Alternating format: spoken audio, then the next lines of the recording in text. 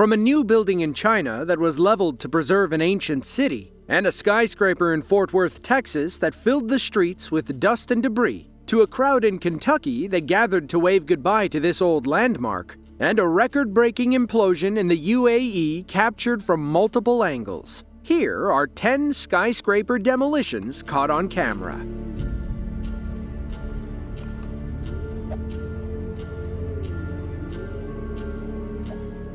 Chinese builders and development planners have a terrible habit of biting off more than they can chew. Throughout the 2010s and 2020s, we've seen plenty of mega projects go up nationwide only to fall into ruin and be condemned years later. One recent example is Sunshine City 2, which was supposed to consist of 15 high-rise apartment buildings in Kunming, the capital of Yunnan province. After construction stalled in 2013, authorities in Kunming finally decided to tear the eyesores down in August of 2021. They took about 3 years to build, but only 45 seconds to fall.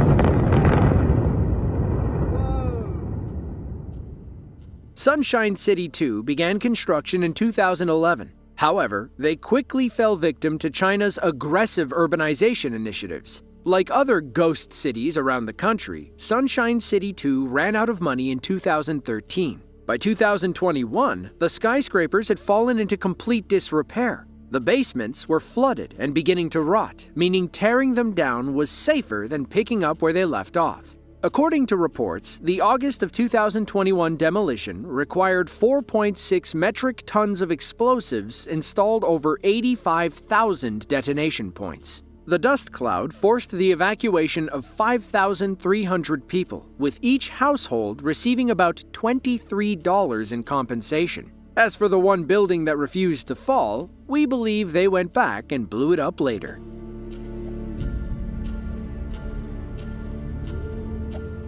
On June 26th of 1950, builders in Fort Worth, Texas, broke ground on Landmark Tower, a 30-foot structure that would soon be the tallest building in the city. It was supposed to be the future home of Continental National Bank, but the building only made it 4 stories off the ground. Construction halted in the early to mid-1950s when the economy took a nosedive. Then, in 1956, builders returned to work, and the remaining 26 floors were added. Landmark Tower officially opened in 1957 when workers completed the finishing touch, a massive rotating digital clock on top of the building. Landmark Tower flourished through the 60s and 70s, but fell to shambles in the 1980s. Continental National Bank moved out, and Empire of America Federal Savings Bank moved in. Unfortunately, Empire Bank was on the fritz and was seized by the U.S. government in 1990. From there, Landmark Tower stood vacant for 16 years. In March of 2000, an F3 tornado damaged it, forcing the city to remove the 77-ton clock for safety reasons. Multiple plans to rebuild or restore the building failed, so Fort Worth took it down in 2006.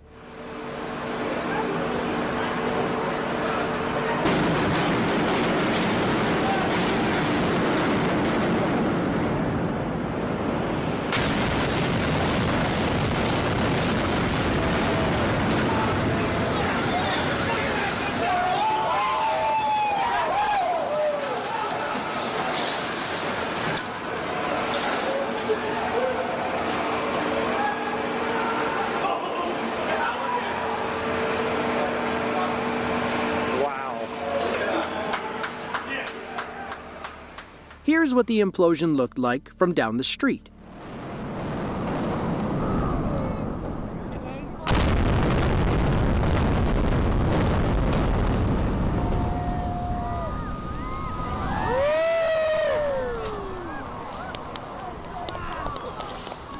Before the March 18th demolition, city officials evacuated 15 blocks around the building. Then they pressed the boom button, detonating about 360 pounds of rigged explosives. Today, the site is home to Cowtown Place, a 9-level parking garage that can hold 833 cars.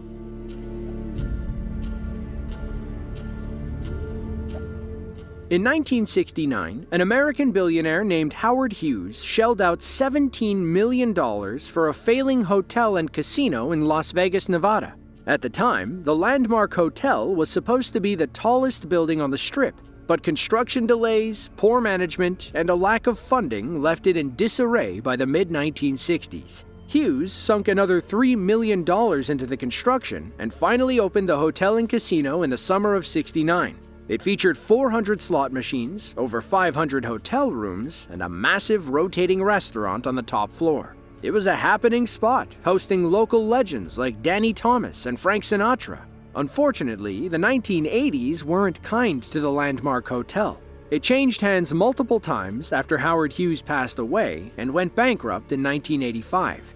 It officially closed in 1990 as it couldn't compete with the new resorts moving onto the Strip. In November of 1995, Las Vegas decided to tear down the Landmark Hotel. About 7,000 people gathered to wave goodbye to this Las Vegas legend.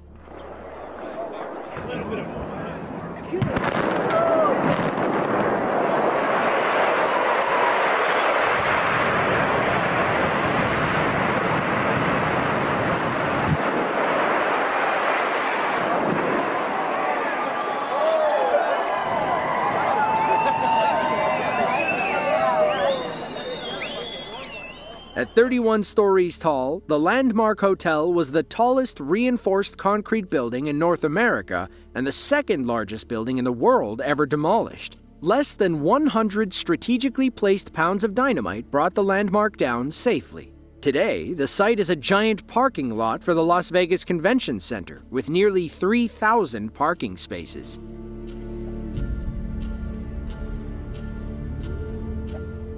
On March 11th of 2018, a sizable crowd gathered in Kentucky's capital city of Frankfort to watch the controlled demolition of the Capitol Plaza Tower. This 28-story office building was once the tallest structure in Frankfort, though it wouldn't remain that way for long. Construction began in 1968 and finished in 1972. It was designed by architect Edward Durrell Stone, the same guy who made the Standard Oil building in Chicago and the General Motors building in Manhattan. Unfortunately, Capitol Plaza fell into disrepair in the early 2000s. In fact, some areas were closed to pedestrians after officials deemed them unsafe. The tower officially closed in 2016 and was scheduled to blow in 2018. One lucky auction winner even got to press the button. 5, 4, 3, 2, 1.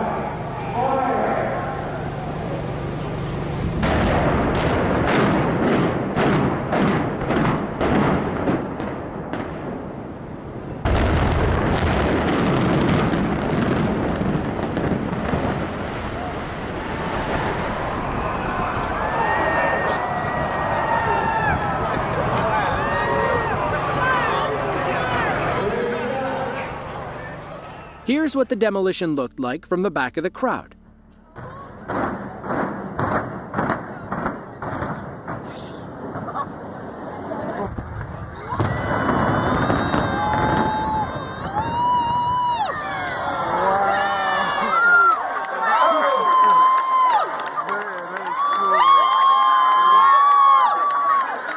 Here's the dust. And we mentioned a lucky winner got to press the button. That's because Governor Matt Bevin decided to auction off the opportunity. Andrew Stivers of Shelbyville placed a winning bid of $15,000 on eBay to kick off the ceremony. Thankfully, Governor Bevin donated Andrew's winning bid to We Are KY Incorporated, a foundation that supports statewide adoption services and foster care.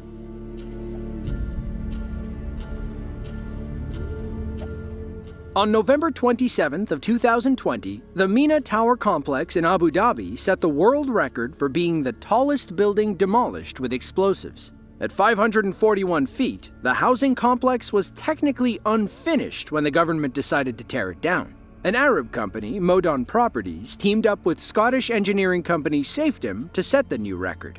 They rigged the Mina Plaza with over 13,000 pounds of explosives and 16,000 separate detonators. Then they stepped back and watched from afar as the iconic portside towers came crumbling down.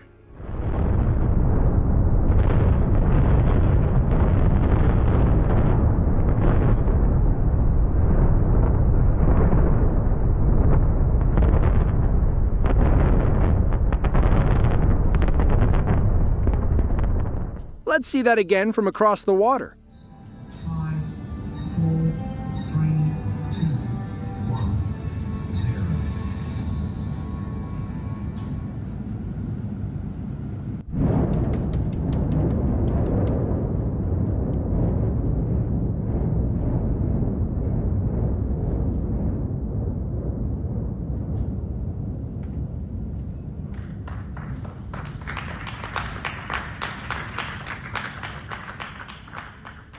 A man on his cell phone was lucky enough to capture the demolition from the safety of his own apartment complex.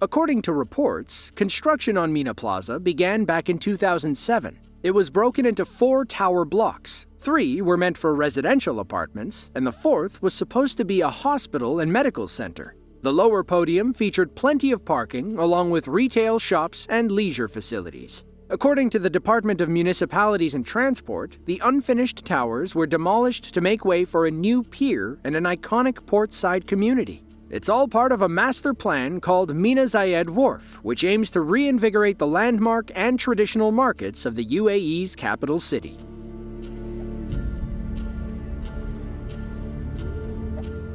China is filled with ancient cities. One of the oldest is Datong in northern Shanxi province. It dates back to 457 BC, when the Zhao clan of Jin conquered the region near Inner Mongolia. Today, about 1.8 million people live between 4 historical districts in the built-up metro area. In the 2000s and 2010s, the then mayor of Datong launched an ambitious plan to restore the ancient walls and houses. In a sense, it was out with the new and in with the old. One of those new buildings was a 300-foot apartment complex near the ancient walls. Per the mayor's request, demolition crews rigged it with 1,500 kilograms of explosives and brought it down on August 8th of 2016.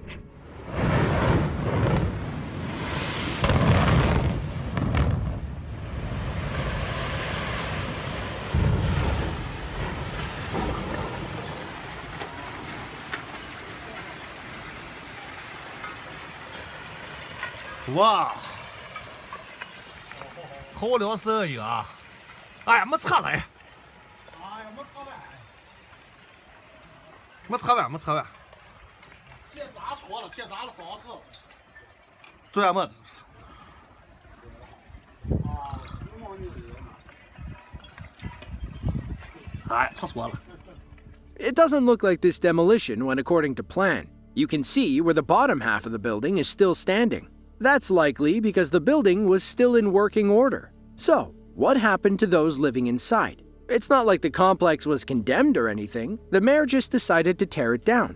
They, along with tens of thousands of others, were forcibly resettled outside the ancient city walls. The mayor basically had this grandiose idea of restoring Datong to its ancient aesthetic to boost tourism. As one Chinese scholar put it, by moving locals out in the name of tourism, the land can be sold at a higher value to developers and to attract commerce. The local government can make a lot of money that way. In other words, these people were kicked out of their homes so the government could make more money. A similar scene occurred in November of 2015 in Xi'an, the capital of Shanxi province. This time, the demolition went off without a hitch.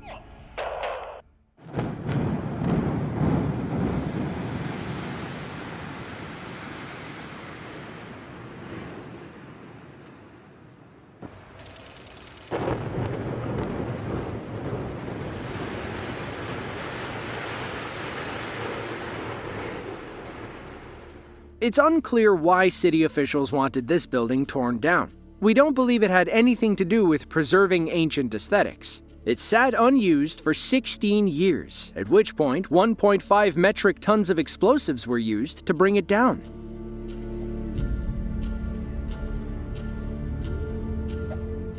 Gautam Buddha Nagar is a large district in Uttar Pradesh, India.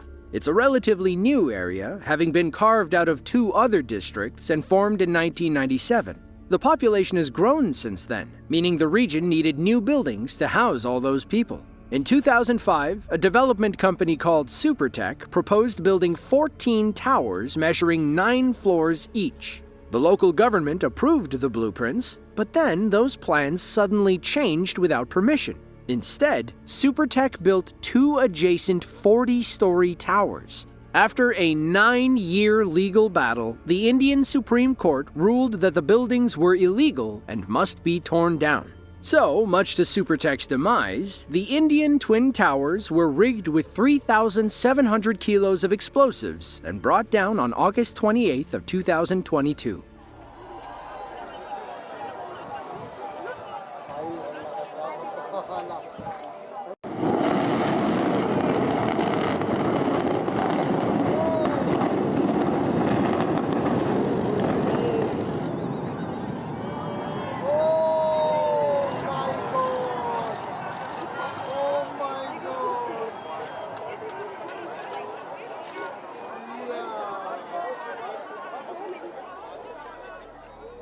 It only took 10 seconds for the Indian towers to fall, making you wonder if it was all worth it. It's unclear why Supertech changed course and built 2 giant buildings without permission. Maybe they were trying to call the Supreme Court's bluff? They can't stop us if the towers are already built, right? Wrong. The court ruled that Supertech had to repay everyone who purchased homes in the towers, plus 12% interest from the time of booking.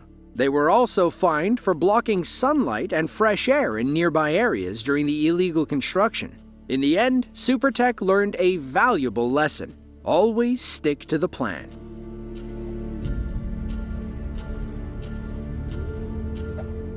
South Padre Island is a resort town and barrier island in Cameron County, Texas. It's home to about 2,000 people living only a few miles north of the Mexican border. Over the years, South Padre has become a popular spring break spot and tourist hotbed. The boom pushed many developers to build high-rise apartment buildings and condominium complexes. While many of those projects stand tall today, others had trouble getting off the ground. One such building was Ocean Tower, a proposed 31-story condominium complex that was doomed from the start. Construction halted in May of 2008, and the whole thing was scrapped in December of 2009. One lucky family was there to catch it all on video.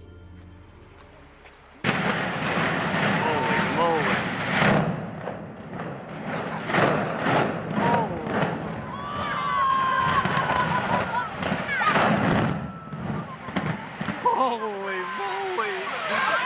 Oh! Go in front?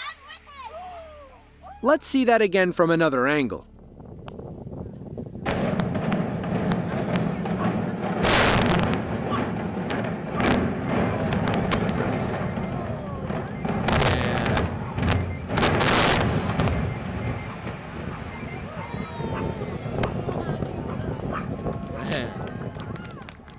Controlled Demolition Incorporated was in charge of blowing up Ocean Tower. They rigged the building with about 1,550 pounds of explosives and over 14,000 feet of detonating cord. At the time, the 50,000-ton building was the tallest and largest reinforced concrete structure destroyed via implosion. So, why did they have to destroy Ocean Tower before it was even done?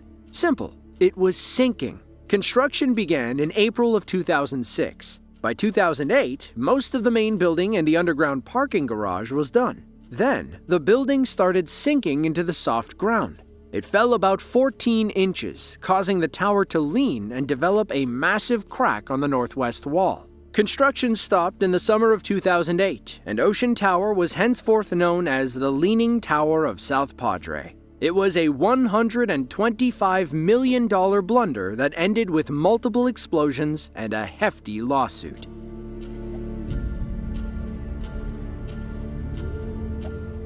On September 5th of 2018, a deadly 3-day fire broke out at the Bank of Lisbon Tower in Johannesburg, South Africa. The 23-story building went up in flames when an electrical fire began on the top level, which was occupied by the Department of Health. According to reports, the tenant departments, which were primarily local government branches, hadn't bothered to install proper fire suppression systems. They also failed to conduct any fire risk assessment and maintain their firefighting equipment. Sadly, their oversights cost them the whole building, and 3 firefighters lost their lives. About a year after the fire, on November 24th of 2019, Johannesburg finally tore the burned building down.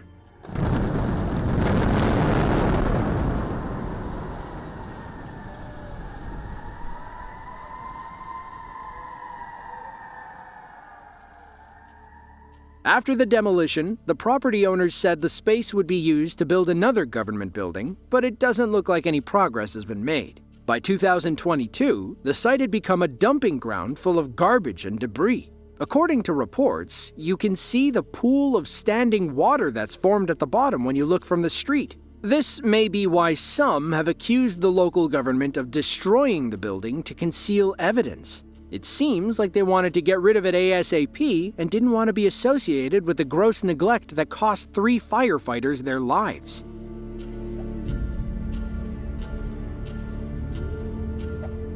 Blackpool, England is a seaside resort town in Lancashire. It sits on the Irish Sea coast, about 27 miles north of Liverpool. For the longest time, its residents were forced to look at the Queen's Park Flats, a series of 5 high-rise apartment buildings that had been abandoned since 2011. Some of them used to live there, but it doesn't mean they liked it. Over the years, people inside and outside the flats began complaining about them. There were leaky pipes everywhere and plenty of antisocial behavior. It too often made front-page news as a hotbed of criminal activity. At one point, the turnover rate was 25%.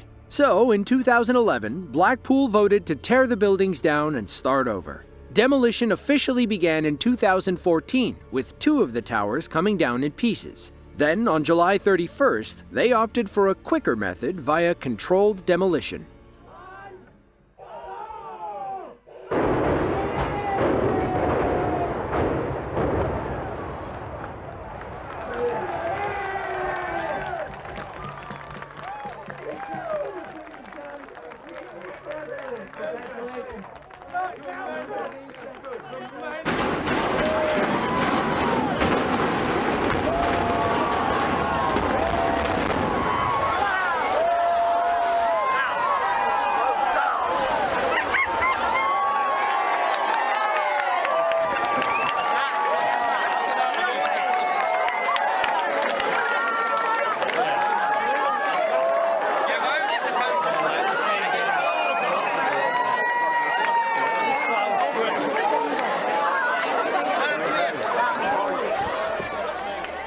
A few thousand people came to say goodbye to the Queen's Park Towers. Some were happy to see them go. Others felt like they were losing a local landmark. Over the next 4 years, the Queen's Park Flats underwent a £22 million facelift. Today, the estate consists of 191 apartments and family homes. There's a brand new playground for the kids, and the turnover rate is only 5%.